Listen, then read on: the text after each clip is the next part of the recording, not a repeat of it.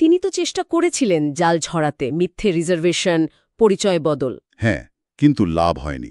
ষড়যন্ত্রকারীরা প্রায় ধরে ফেলেছিল। শেষে প্যারিসে গিয়ে এক পুরনো বন্ধুর সাহায্য নিলেন, লিপো। সেখানে কি আসল সত্যিটা জানতে পারেন? হ্যাঁ, লিপো জানান ভিনগ্রহীরা পৃথিবীতে এসেছিল একটা সতর্ক বার্তা নিয়ে। সতর্ক বার্তা কি নিয়ে? পরিবেশ দূষণ আর যুদ্ধ নিয়ে। তারা বলেছিল এগুলো বন্ধ না করলে মানবজাতি যদি নিজেদের না বদলায় তাহলে তারা পৃথিবীকেই ধ্বংস করে দেবে। এটা তো সাংঘাতিক কথা। এটাকে হুমকি হিসেবেই নিয়েছিল পৃথিবীর কিছু ক্ষমতাশালী লোক। 12টা দেশের শিল্পপতি, গোয়েন্দা প্রধানরা, নেতৃত্বে সেই জেনাস। যারা অপারেশন ডুমসডে তৈরি করেছে? ঠিক, তাদের নিজেদের অর্থনৈতিক স্বার্থ, ক্ষমতা টিকিয়ে রাখাটাই আসল উদ্দেশ্য। তাই ভিনগ্রহীদের ওই বার্তা তারা মানতে চায়নি। তারা কি করতে চেয়েছিল? তারা চেয়েছিল এসডিআই বা স্টার ওয়ার্স প্রযুক্তি ব্যবহার করে ভিনগ্রহীদের আটকাবে, মানে যুদ্ধ করবে।